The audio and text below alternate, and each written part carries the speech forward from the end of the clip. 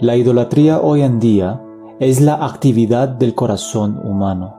La idolatría comienza en el corazón cuando ves algo, lo deseas y lo disfrutas hasta que empiezas a estar satisfecho con esa cosa más que con Dios. Cuando alguien atesora y adora a esa cosa, esa persona ha creado un ídolo, un Dios falso en su corazón. Es más, en la idolatría, el contentamiento y la satisfacción que el corazón debería estar recibiendo de Dios, lo comienza a recibir de otra fuente. Entonces, se puede decir que un ídolo es algo que toma el lugar de Dios en tu corazón y lo empiezas a adorar más que a Dios. En consecuencia, Pablo dice que la ira de Dios vendrá sobre los individuos que viven en idolatría. Cuando Dios dice, no tendrás otros dioses delante de mí, en Éxodo 23, aquí, otros dioses delante de mí se traduce más como no tengas otros dioses en mi presencia. En el Antiguo Testamento, los hijos de Israel intentaron mezclar otros dioses falsos con el Dios verdadero en su adoración. Al hacerlo, la Biblia explica que Israel se convirtió en una mujer adúltera que quería otros amantes. Por tanto, si nos acercamos a Dios con otros dioses falsos en nuestro corazón, Él nos dice, quita esa cosa de mi vista cuando vengas a mi presencia. Dios es un Dios celoso que quiere tu corazón en su totalidad, porque cuando alguien o algo reemplaza al Señor Dios, nuestro amor hacia Él va a ser disfuncional y no podremos ver esos pecados escondidos cuando venimos a la presencia de Dios. Esto es porque Dios quiere que cada fibra de tu ser lo ame y lo adore. Más adelante, Éxodo 20, versículo 4 dice, no te harás ídolo, ni semejanza alguna de lo que está arriba en el cielo, ni abajo en la tierra, ni en las aguas debajo de la tierra. Antes de que Moisés regresara con los mandamientos en Éxodo 32, Moisés se había demorado un poco y las promesas de un Dios invisible no eran suficientes para ellos.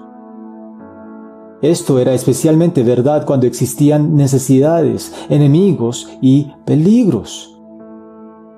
Así que ellos querían un Dios que pudieran tocar y ver, y crearon un becerro de oro. Al crear este Dios falso, lo pusieron sobre un altar para representar a Dios. No crearon a un Dios nuevo, sino recrearon al Dios verdadero y lo adoraron erróneamente. Los israelitas querían un Dios tal y como les gustaría que fuera.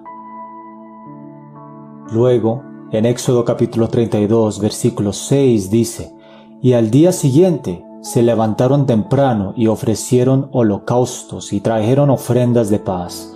Y el pueblo se sentó a comer y a beber, y se levantó a regocijarse. Este versículo nos dice que tan pronto como los israelitas hicieron esta imagen dorada y ofrecieron sus sacrificios, vino el caos. Aquí, levantaron a regocijarse, en hebreo tiene el significado de que ellos celebraron con banquetes y bebidas y entregaron su cuerpo a la orgía. Nota cómo ellos se convirtieron al ídolo que adoraron. Hicieron una estatua de un animal y como animales todos tuvieron relaciones sexuales los unos con los otros, intercambiando parejas sin ningún tipo de restricción y vergüenza.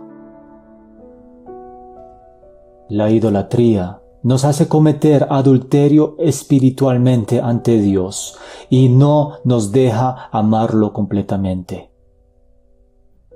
La idolatría nos hace cambiar a Dios tal y como nos gustaría que fuera. La idolatría hace que nos adoraremos a nosotros mismos hasta el punto en que no sentimos ningún tipo de vergüenza y culpa por nuestros pecados. La idolatría no es uno de muchos pecados, es el gran pecado de donde nacen los otros pecados. La idolatría no es un problema, es el problema que se expresa en la vida en millones de formas. Si tu casa se está incendiando, ¿llamas al bombero y le dices que hay mucho humo? No, le dices que tu casa está ardiendo en llamas y que tu vida está en peligro. De la misma forma, si el humo representa tus pensamientos y acciones pecaminosas, deshacerse de este no es suficiente. Hay que rastrear y seguir este humo hasta que llegues al altar para ver el ídolo que estás adorando, porque ahí está el problema.